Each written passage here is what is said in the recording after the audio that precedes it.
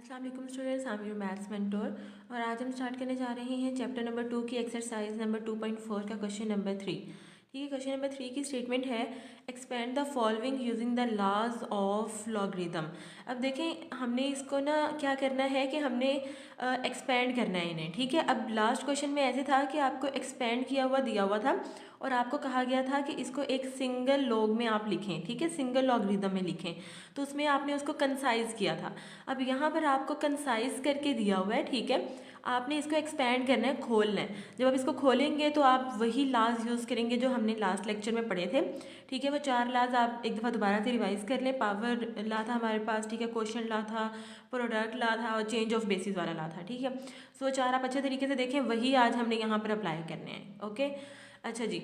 सो सबसे पहले हम इसका पार्ट नंबर फर्स्ट स्टार्ट कर लेते हैं।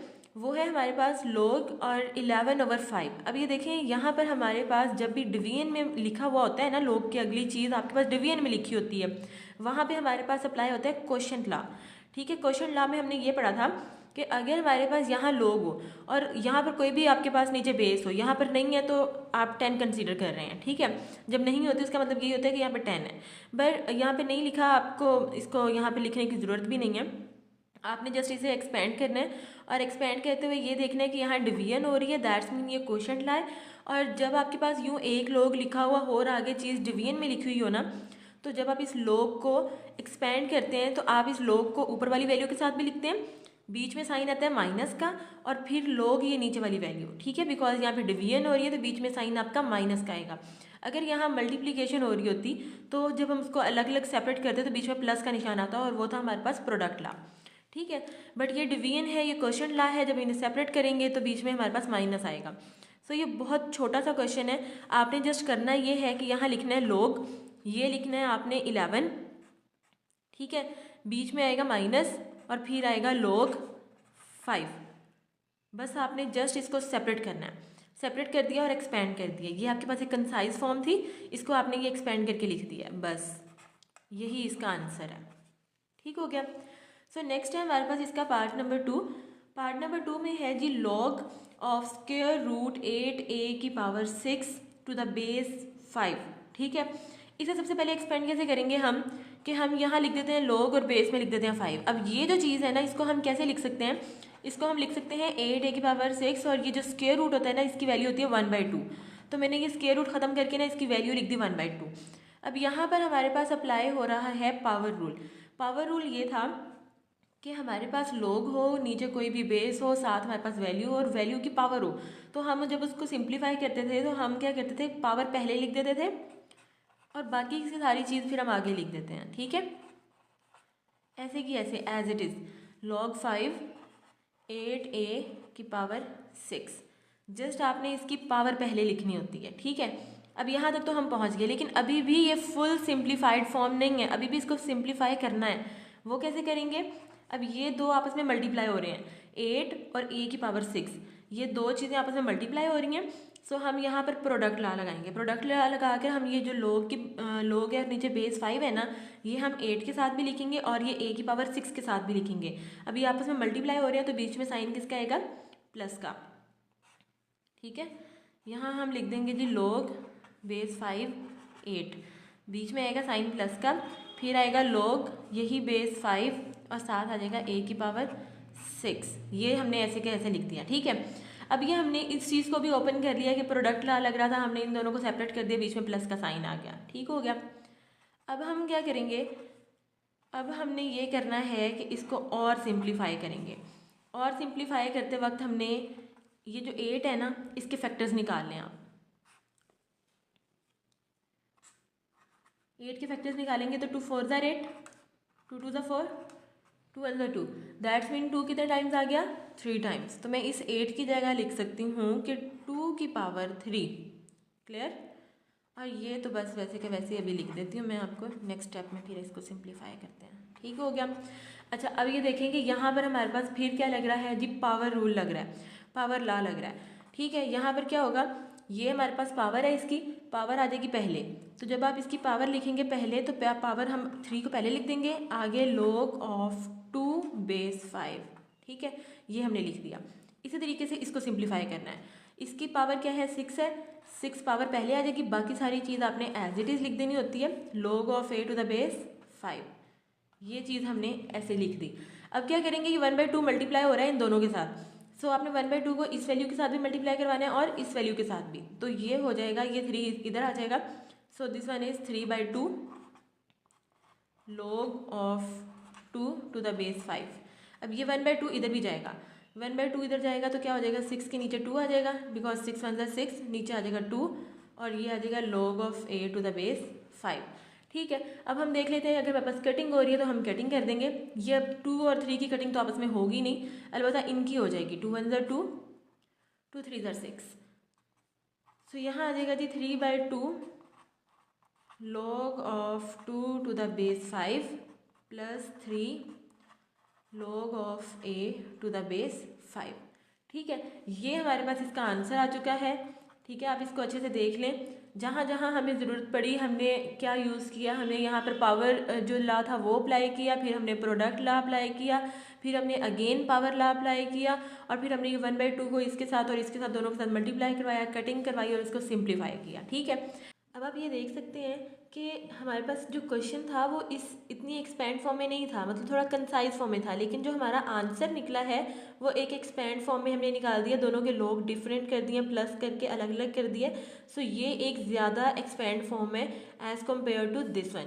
ठीक हो गया, सो ये हमारे पास इसको हमने एक्सपेंड कर दिया। सो नेक्स्ट है हमारे पास इसका पार्ट नंबर 3। पार्ट नंबर 3 में हमारे पास लिखा हुआ है नेचुरल लॉग a² b/c। अब आपने ये नहीं देखना कि यहाँ पे नेचुरल लॉग है तो मैंने इसको किसी और तरीके से सॉल्व करना है, क्योंकि ये जो लॉज ऑफ लॉगरिदम है ना, ये दोनों में सेम अप्लाई होते हैं। ठीक है, सो लॉग हो या नेचुरल लॉग हो, ये आपने सेम ही अप्लाई करने होते हैं। ठीक है, यहाँ पर आप यही समझें कि ये लॉग ही है। सो ये नेचुरल लॉग है जी a² b/c। अब यहाँ पर हमने करना क्या, देखें सबसे पहले जो चीज़ है ना वो हो रही है डिवीजन। ठीक है, तो सबसे पहले आपने इस डिवीजन के ऊपर देखना है कि कौन सा मेरे पास लॉ अप्लाई होगा। डिवीजन के लिए हमने जो लॉ पढ़ा था वो हमारे पास है जी क्वोशंट लॉ। क्वोशंट लॉ में ये कहते हैं कि अगर एक दफ़ा लॉग लिखा हुआ है और आगे चीज़ डिवीजन में है और आप उसको सेपरेट करना चाह रहे हैं, तो आप उसको सेपरेट करेंगे बीच में माइनस का साइन लगाकर। ठीक है, तो सबसे पहले हम इसके ऊपर क्वोशंट लॉ अप्लाई करेंगे। क्वोशंट लॉ अप्लाई करते हुए हम ऊपर वाली वैल्यू लिख देते हैं a² b। अब इस लॉग को मैंने इसके साथ भी लगाना है और इसके साथ भी लगाना है, बीच में साइन आएगा माइनस का, मैंने इसके साथ लगा दिया, बीच में साइन आएगा माइनस का, अगेन नेचुरल लॉग c। यहाँ तक मैंने कर लिया। अब देखिए ये तो सिंप्लीफाई है नेचुरल लॉग c, इसमें अब और कुछ होगा नहीं, बट ये जो नेचुरल लॉग है ना, ये नेचुरल लॉग a² b, ये दो वैल्यूज़ आपस में मल्टीप्लाई हो रही हैं, एक है a², दूसरी है b। सो ये जब आपस में मल्टीप्लाई हो रही हैं, यहाँ पर हमें ये पता चल रहा है कि ये प्रोडक्ट लॉ लग रहा है। और प्रोडक्ट लॉ में ये कहते हैं कि जब आपस में दो चीज़ें मल्टीप्लाई हो रही हों तो ये लॉग इसके साथ भी लगाओ और इसके साथ भी लगाओ, लेकिन आपस में प्लस का साइन बीच में डालकर। तो हम क्या करेंगे जी, natural log a² plus natural log b। हमने इस नेचुरल लॉग को इसके साथ भी लगा दिया और इसके साथ भी लगा दिया, बीच में साइन प्लस का, क्योंकि ये दोनों आपस में मल्टीप्लाई हो रहे थे। ठीक हो गया, ये चीज़ हो गई यहाँ पर। अब देखते हैं कि और क्या चीज़ है। ये नेचुरल लॉग b है, सिंपल, ना इसकी पावर है ना कुछ, तो सो हमने इसको बिल्कुल भी आगे सिंप्लीफाई नहीं करना। नेचुरल लॉग c है, ये भी बिल्कुल सिंप्लीफाई फॉर्म में। ये जो है ना नेचुरल लॉग a², इसमें अभी भी पावर है, तो इसकी पावर को हम अगेन सॉल्व करेंगे। पावर को कैसे सॉल्व करेंगे जी, पावर, हमारे पास जो पावर लॉ था वो ये कहता है कि आपके पास अगर नेचुरल लॉग के बाद की वैल्यू हो और उसकी पावर हो तो पावर को पहले ले आए, पावर को पहले ले आए, आगे ये वाली सारी की सारी value as it is, natural log a आगे plus natural log b minus natural log c, ये सारा एज इट इज़। ठीक हो गया। अब ये देखें ये भी सिंपल हो गया, ये भी सिंपल है, ये भी सिंपल है, ना यहाँ पर भी प्रोडक्ट हो रहा है, ना डिवीजन हो रही है, ना पावर है। सो दैट्स मीन ये हमने फुल इसको सॉल्व कर लिया, यही हमारा आंसर है। ठीक है, ये हमारे पास क्वेश्चन था, हमने इसको एक्सपेंड करके इस फॉर्म में लिख दिया है। अब हम चलते हैं अपने पार्ट नंबर 4 की तरफ। पार्ट नंबर 4 है हमारे पास log x/z की होल की पावर 1/9। ठीक है, सो इसमें हमारे पास सबसे पहले जो लॉ अप्लाई होगा वो है जी पावर लॉ। पावर लॉ हम इसलिए लगा रहे हैं क्योंकि हम x/z को भी तब तक सॉल्व नहीं कर सकते जब तक इसके ऊपर पावर है। तो सबसे पहले हमें पावर का कुछ करना है, तो पावर लॉ जब लगता है तो पावर लॉ हमें कहता है कि पावर पहले आ जाएगी और बाकी सारी चीज़ आपने बाद में लिखनी है। सो बाकी सारी चीज़ ये है log x/z, ये चीज़ हमने लिख दी। अच्छा, अब हमने क्या करना है, ये 1/9 तो वैसे ही रहेगा। अब आपने ये देखना है कि ये log है और ये दो चीज़ें आगे डिवीजन में जा रही हैं, xy/z।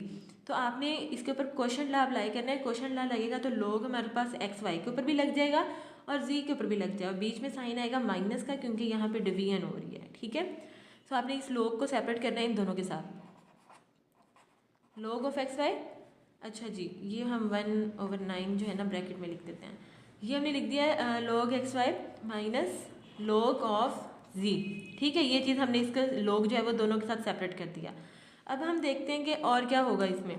अब यहाँ पर हमारे पास ये तो log z है, इसमें तो और कोई चीज़ सिंपल करने वाली है नहीं, बट ये जो है ना ये हमारे पास एक्स वाई अभी भी मल्टीप्लाई हो रहे हैं। और जब मल्टीप्लिकेशन होती है तो क्या करते हैं हम, ये log दोनों के साथ लगेगा, बीच में प्लस के साइन के साथ, क्योंकि ये हमने प्रोडक्ट लॉ में पढ़ा था, ठीक है।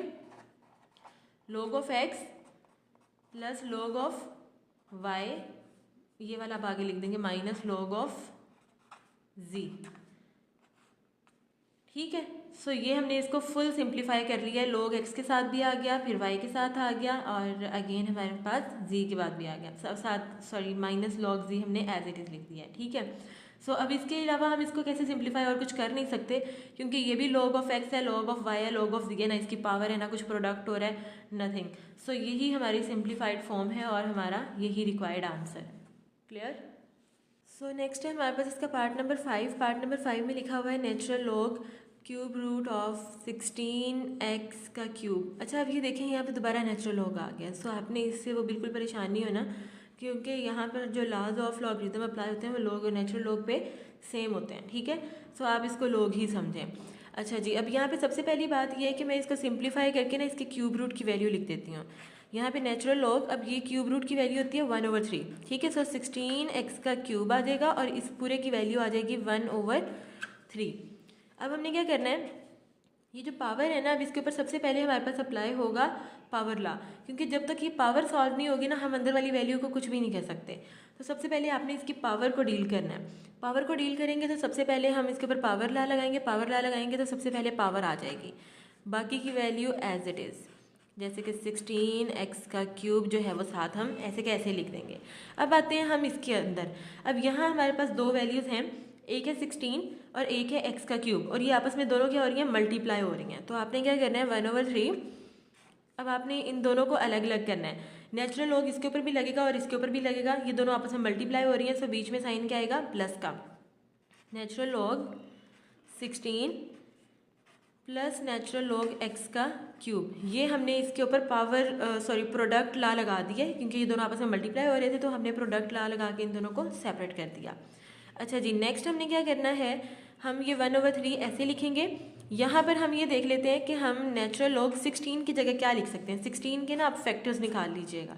16 के फैक्टर्स आ जाएंगे जी, 2 8 ज़ार 16, 2 4 ज़ार 8, 2 2 ज़ार 4, 2 1 ज़ार 2, ये हमारे पास फैक्टर्स आ गए। तो 1 2 3 4, टोटल 2 की पावर क्या आ गई हमारे पास, 4, और ये जो है वो एज इट इज़ हमने x का क्यूब लिख देना है, ठीक है।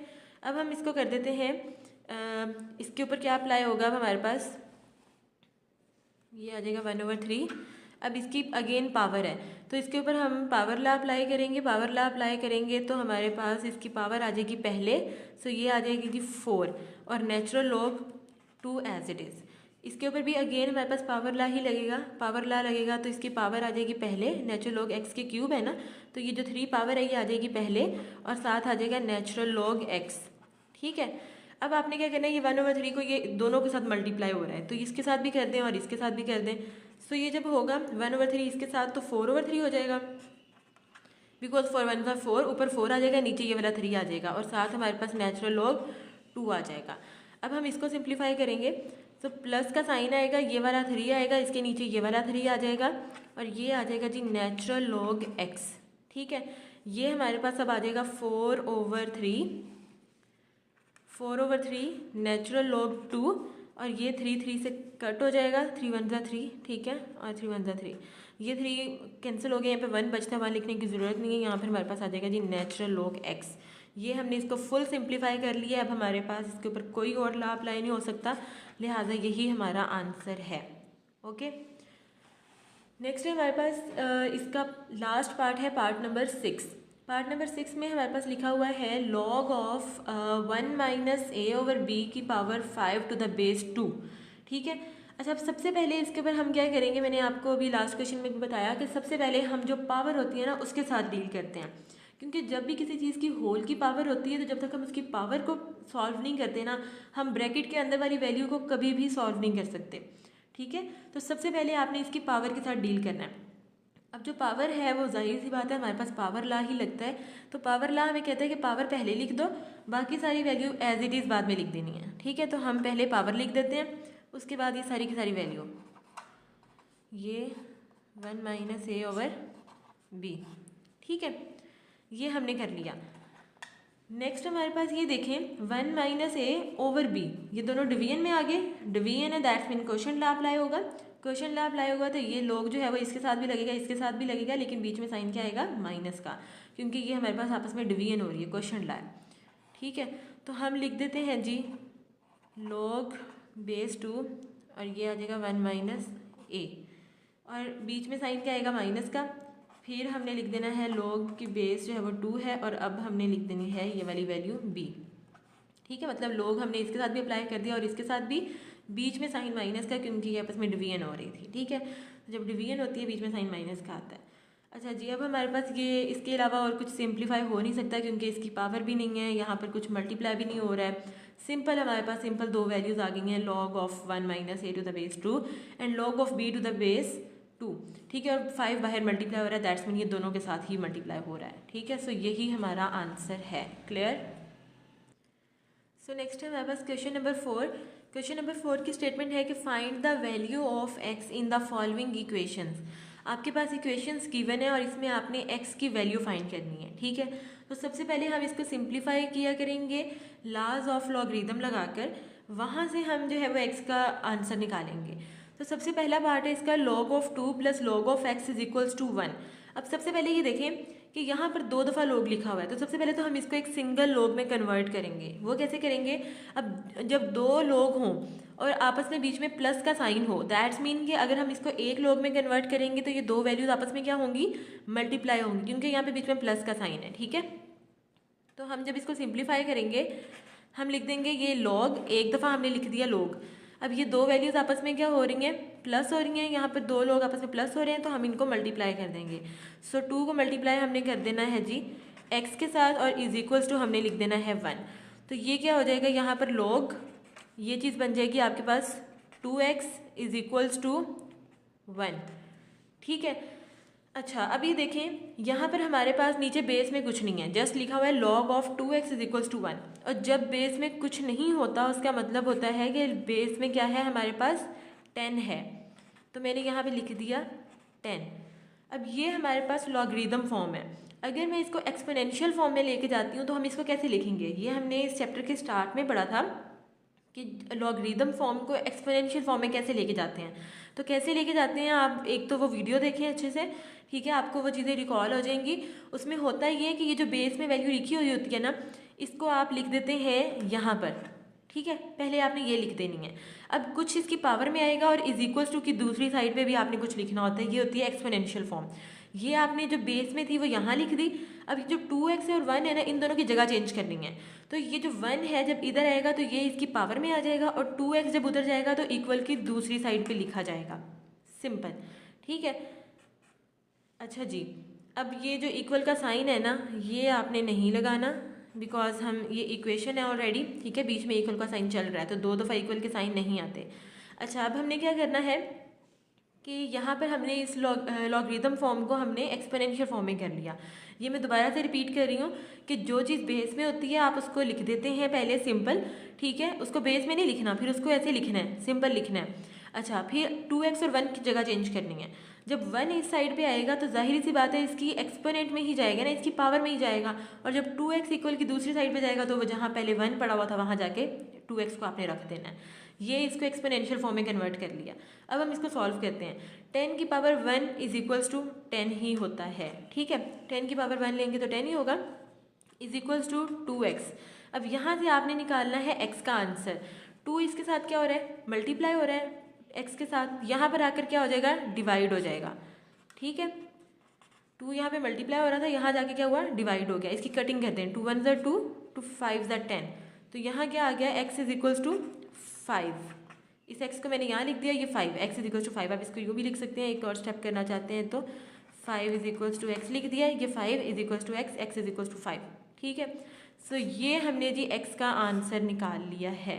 ठीक है, अब आपने हर क्वेश्चन में ऐसे ही करना है। सबसे पहले आपके पास कुछ लॉज अप्लाई होंगे, तो आपने लॉ अप्लाई करना है। लॉ अप्लाई करने के बाद आपने उसको सिंप्लीफाई फॉर्म में ले आना है। सिंप्लीफाई फॉर्म में लेके आने के बाद उस लॉगरिदम फॉर्म को एक्सपोनेंशियल फॉर्म में लेकर आना है। जब आपके पास एक्सपोनेंशियल फॉर्म में आ जाएगी ना चीज़, उसके बाद आपने जस्ट उसको सॉल्व भी करना होता है, वहाँ से एक्स का आंसर ईजिली निकल आता है। ठीक है, अब चलते हैं इसके पार्ट नंबर 2 की तरफ। पार्ट नंबर 2 है हमारे पास log of x to the base 2 plus log of 8 to the base 2 is equals to 5।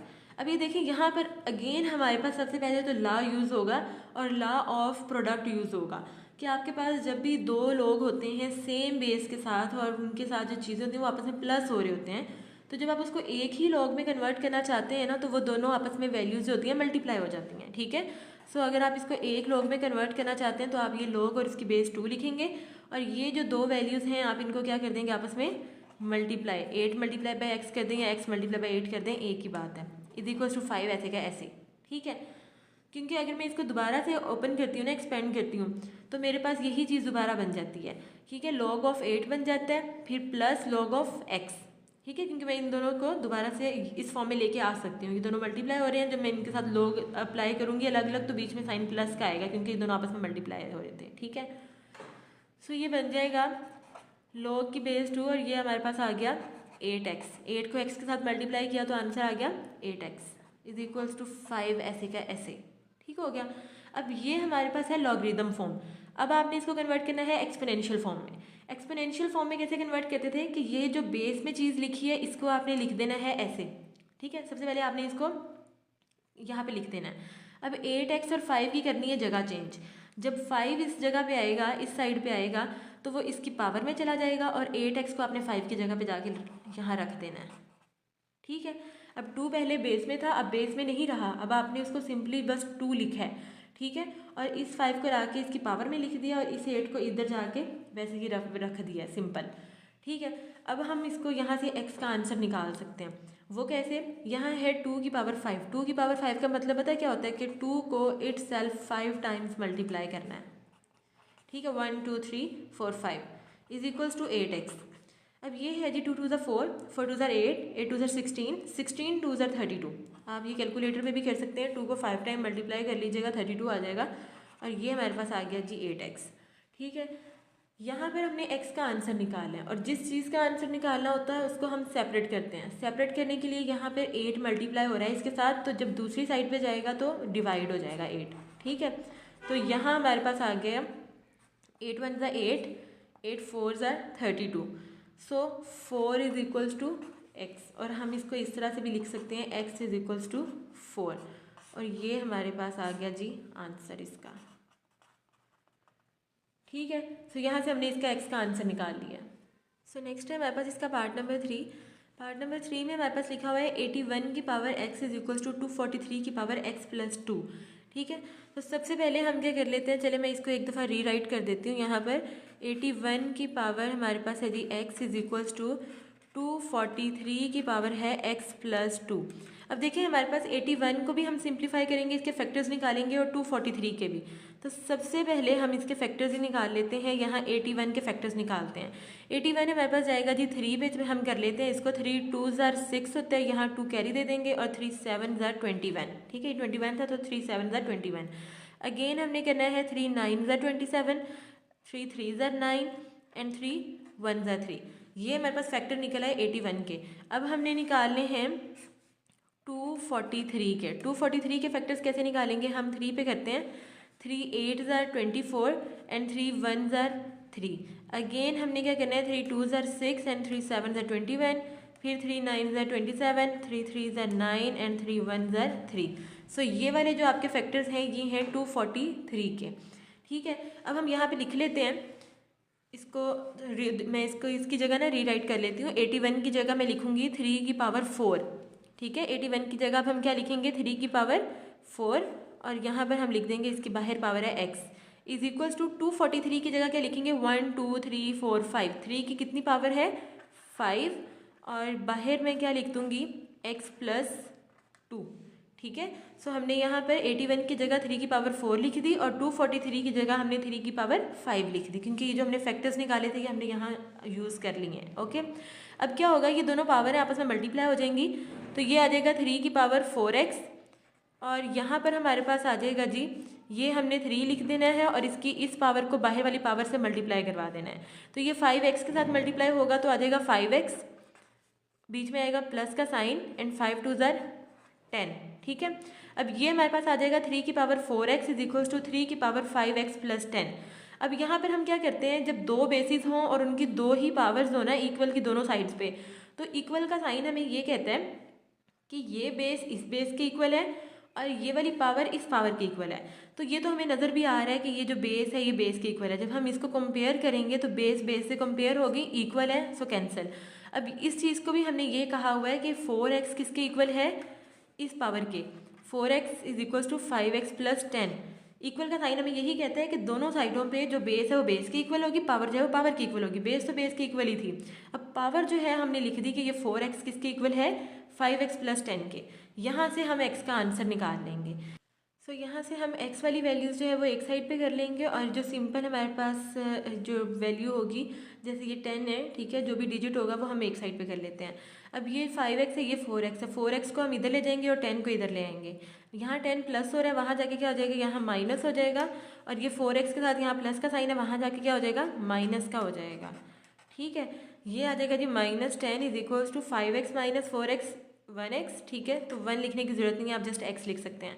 So x is equals to क्या आ गया, -10। आप इसको यूँ भी लिख लेते हैं, ठीक है, किसी भी तरीके से लिख लें, आपकी मर्जी है। सो ये हमने निकाल लिया जी x का आंसर जो हमने निकालना था। अब हम नेक्स्ट चलते हैं इसके पार्ट नंबर 4 की तरफ। अब पार्ट नंबर 4 में हमारे पास है जी 1/27 की होल की पावर है x minus 6 is equals to 27। अब ये देखें, सबसे पहले जब मैं इसको सिंप्लीफाई करूँगी ना, खैर इसको ब्रैकेट बना लेते हैं, 1/27 और यहाँ x माइनस 6। अब ये देखें 27 के नीचे अगर कुछ नहीं है तो इसका मतलब इसके नीचे 1 तो है, ठीक है, और अगर इसकी पावर कुछ नहीं है दैट्स मीन इसकी पावर 1 तो है।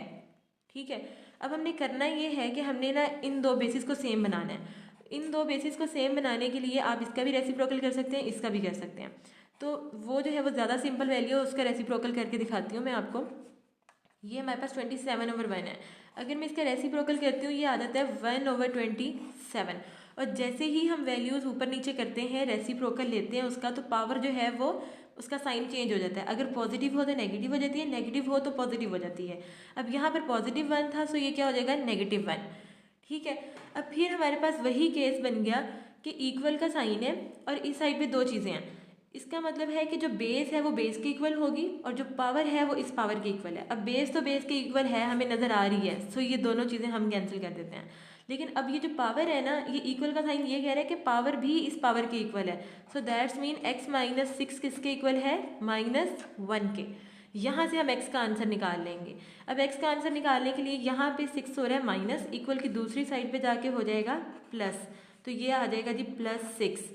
और यहाँ से हम x is equals to sign आता है बड़ी वैल्यू का जो कि प्लस है, और प्लस माइनस माइनस होगा। सो 6 में से आप 1 माइनस करेंगे तो आंसर आ जाएगा 5। यही चीज़ हमने निकालनी थी, हमने x का आंसर निकालना था जो हम निकाल चुके। क्लियर, आप बस इस चीज़ को अच्छे से समझ लें कि जब इक्वल के साइन के इधर भी और इधर भी आपके पास दो वैल्यूज़ होती हैं और दोनों की पावर होती है, दैट्स मीन उसकी जो बेस है वो बेस के साथ कंपेयर होती है, पावर जो है वो पावर के साथ कंपेयर होकर इक्वल का साइन आता है। सो अगर बेस आपकी बेस के इक्वल है दैट्स मीन आपको उसको लिखने की ज़रूरत नहीं है। और जो पावर आपको नज़र आ रही है कि अभी इक्वल नहीं है, आपने लिखना है कि x माइनस 6 जो है वो इक्वल है -1 के, क्योंकि बीच में इक्वल का साइन है। यहाँ से आपने x का आंसर निकाल लेना है। ठीक है, सो नेक्स्ट है हमारे पास इसका पार्ट नंबर 5। पार्ट नंबर 5 में लिखा हुआ है log of 5x minus 10 is equals to 2। अब देखिए यहाँ पर ना कोई हमारे पास अभी लॉ नहीं अप्लाई हो रहा, क्योंकि यहाँ पे ना ही तो प्रोडक्ट हो रही हैं चीज़ें, ना ही हमारे पास डिवीजन हो रही है जो हम इसको सेपरेट करें। यहाँ पे जस्ट हमारे पास सब्ट्रैक्शन हो रही है। सो सब्ट्रैक्शन में हम इसको उसके ऊपर कोई लॉ अप्लाई नहीं कर सकते। सो ये log आपने ऐसे लिख देना है 5x minus 10 is equals to 2 आपने एज इट इज़ लिख देना है।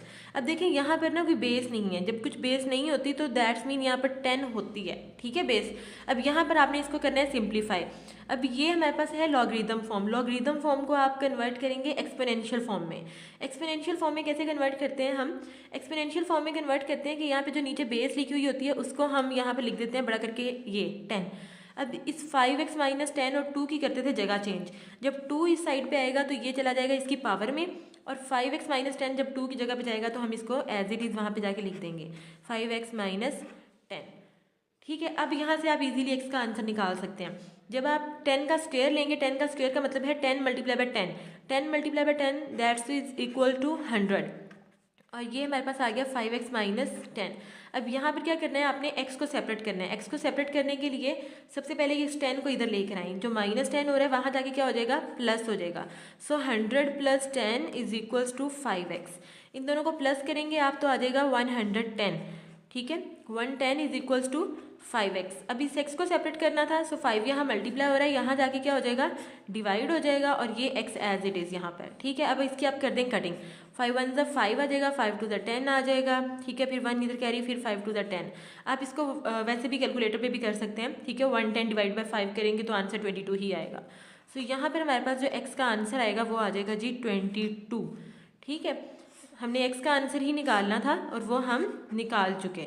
बस आपने ये चीज़ अपने माइंड में रखनी है कि जिसकी बेस ना लिखी हुई हो उसकी बेस हमारे पास 10 होती है, और फिर आपने लॉगरिदम फॉर्म को एक्सपोनेंशियल फॉर्म में कन्वर्ट करके x का आंसर निकालना होता है। क्लियर? सो नेक्स्ट है इसका पार्ट नंबर 6। अच्छा जी, इसमें लिखा हुआ है log of x plus 1 to the base 2 minus log of x minus 4 to the base 2 is equals to 2। अब ये देखें यहाँ पर हम कौन सा लॉ अप्लाई कर सकते हैं। यहाँ पर हमारे पास 2 दफ़ा log लिखा हुआ है सेम बेस के साथ, ठीक है, और बीच में साइन है माइनस का। दैट्स मीन अगर मैं इसे एक ही log में कन्वर्ट करना चाहूँ तो मैं इन दोनों को वैल्यूज़ को आपस में क्या कर दूँगी, डिवाइड कर दूँगी, क्योंकि यहाँ पर हमारे पास क्वोशिएंट लॉ अप्लाई हो रहा है, ठीक है। तो हम सबसे पहले तो इसके जो 2 log लिखे हुए हैं ना, इसको सिंगल log में कन्वर्ट करते हैं, log टू द बेस 2, ठीक है। अब ये दो वैल्यूज आपस में माइनस हो रही थी, ठीक है, तो हम इसको जब एक ही log में कन्वर्ट करेंगे तो ये दोनों आपस में डिवाइड होंगी क्योंकि बीच में माइनस का साइन है। So x plus 1 divided by x minus 4 is equals to 2, ठीक है। ये चीज़ हमने इसको यहाँ तक सॉल्व कर लिया। अब देखें ये हमारे पास जो फॉर्म है ना, ये हमारे पास आ गई है लॉगरिदम फॉर्म, और हम इसको कन्वर्ट करना चाह रहे हैं एक्सपोनेंशियल फॉर्म में। सो एक्सपोनेंशियल फॉर्म हमें ये कहती है कि जो चीज़ यहाँ पे बेस में लिखी हुई होती है ना, सबसे पहले तो आप लिखें उसको, ठीक है, और ये वाली वैल्यू और इक्वल के इस साइड वाली वैल्यू की कर दें आपस में जगह चेंज। जब ये 2 जो है वो इस साइड पे आएगा तो वो आके इसकी पावर में चला जाता है, और जब ये वाली पूरी वैल्यू यहाँ जाती है तो वो जहाँ पर 2 लिखा होता है उसकी जगह पे लिख देते हैं। ये सारी इक्वल की दूसरी साइड पे जाएगी वैल्यू, तो ये बन जाएगी x plus 1 over x minus 4। इसको हम ऐसे का ऐसे लिख देते हैं। क्लियर हो गया? अच्छा जी, अब ये हमारे पास 2 का स्क्वायर क्या आ जाता है, 4 is equals to x plus 1 over x minus 4। ये चीज़ बन गई। अब आपने क्या करना है कि यहाँ कर दें आप क्रॉस मल्टीप्लिकेशन। क्रॉस मल्टीप्लिकेशन कहते हैं कि यहाँ हमारे पास 4 के नीचे कुछ नहीं है, दैट्स मीन क्या है, 1 है, तो आपने कर देनी है क्रॉस मल्टीप्लिकेशन। ये वैल्यू वहाँ जाके मल्टीप्लाई हो जाएगी और x माइनस 4 जो है वो यहाँ आके मल्टीप्लाई हो जाएगा, ठीक है। सो हमने क्या करना है जी, 4 के साथ मल्टीप्लाई करवा देना है x माइनस 4 को। मैं यहाँ पे कर भी देती हूँ, ये क्रॉस मल्टीप्लिकेशन इसे कहते हैं। 4 मल्टीप्लाई हो जाएगा x माइनस 4 के साथ, और ये जो है 1 मल्टीप्लाई हो जाएगा यहाँ पे जाके x प्लस 1 के साथ, ठीक है। अब आप इसकी मल्टीप्लिकेशन स्टार्ट कर दें। 4 को x के साथ मल्टीप्लाई किया, 4x, बीच में साइन आ गया माइनस का, 4 4 ज़ार 16, 1 को x के साथ मल्टीप्लाई करेंगे तो क्या आ जाएगा हमारे पास, x प्लस 1 1 ज़ार 1, ठीक है। अब ये हमारे पास 4x है और ये x है। अब हमने ना x वाली वैल्यूज़ को एक साइड पे कर लेना है, और जो सिंपल हमारे पास वैल्यू है उसको हमने एक साइड पे कर लेना है, जो हमारे पास कोई भी न्यूमेरिक वैल्यू है। सो ये x यहाँ पर आके क्या हो जाएगा, यहाँ पे प्लस का साइन था, यहाँ आके माइनस हो जाएगा। 16 यहाँ माइनस में था, वहाँ जाके प्लस हो जाएगा। सो 1 प्लस 16, ठीक हो गया। यहाँ पर 4x में से आप एक x को माइनस कर देंगे तो पीछे आ जाएगा 3x, और यहाँ पर 16 प्लस 1 17। x का आंसर निकालना है। So x is equals to 17 over, यहाँ पे 3 मल्टीप्लाई हो रहा है, यहाँ पे जाके क्या हो जाएगा, डिवाइड हो जाएगा, ठीक है। आप ये भी आंसर लिख सकते हैं। अगर आप इसको फर्दर सॉल्व करना चाहते हैं तो आप इसकी डिवीजन कर सकते हैं। डिवीजन कैसे करेंगे हम, डिवीजन में हम ऊपर वाली वैल्यू को अंदर रखते हैं और नीचे वाली को बाहर, ठीक है, अब हम इसको आगे फर्दर सॉल्व कर लेते हैं। अब हमें पता है 3 5 ज़र होता है जी 15, 17 minus 15 which is equal to 2। अब यहाँ है 2 और बाहर बड़ी वैल्यू है 3 है, सो आगे ये सॉल्व नहीं हो सकता। आप इसको मिक्स फ्रैक्शन में इसका आंसर देंगे, जो नीचे वाली वैल्यू होती है वो ऊपर चली जाती है, ये चीज़ आपको पता ही होगी आई होप। ठीक है, ये जो नीचे वाली वैल्यू ये ऊपर चली जाती है, ऊपर वाली साइड पे आ जाती है और साइड वाली नीचे आ जाती है। ये एक सर्कल बनता है, नीचे से स्टार्ट होता है और यूँ चलता है। सो नीचे वाली वैल्यू को अगर मैं ऊपर ले जाती हूँ तो ये क्या बन जाएगी, नीचे वाली वैल्यू चलेगी ऊपर, ऊपर वाली साइड पे, साइड वाली नीचे, तो ये हमारे पास आ गई मिक्स फ्रैक्शन। ठीक है, 5/2/3 इस तरह से बनती है हमारे पास मिक्स फ्रैक्शन। ठीक है, ये चीज़ अगर आपको पता नहीं थी तो आप इसे अच्छे से देख लें। जिस तरह हम डिवीजन करते हैं, ऊपर वाली वैल्यू को अंदर रख के नीचे वाली को बाहर रख के आपने डिवीजन करनी है। जब आपके पास आप उस कंडीशन पे पहुंच जाएं कि बाहर बड़ी वैल्यू और जो है वो अंदर छोटी वैल्यू हो, तो आपने वहाँ पे स्टॉप कर देना होता है और फिर नीचे से सर्कल चलाना होता है यूँ। ठीक है, एंटी क्लॉकवाइज, नीचे वाली वैल्यू ऊपर, ऊपर वाली साइड पे, साइड वाली नीचे। तो 2 ऊपर चला गया, 5 साइड पे आ गया, 3 नीचे आ गया, तो ये चीज़ आपके पास बन गई, ये चीज़ 5/2/3 और यही आपका आंसर है। यहाँ पर हमारा क्वेश्चन होता है ख़त्म। आज की वीडियो में हमने क्वेश्चन नंबर 3 और क्वेश्चन नंबर 4 जो है वो 2.4 के कवर किए हैं। आई होप कि आपको समझ आई होगी and so thank you for watching.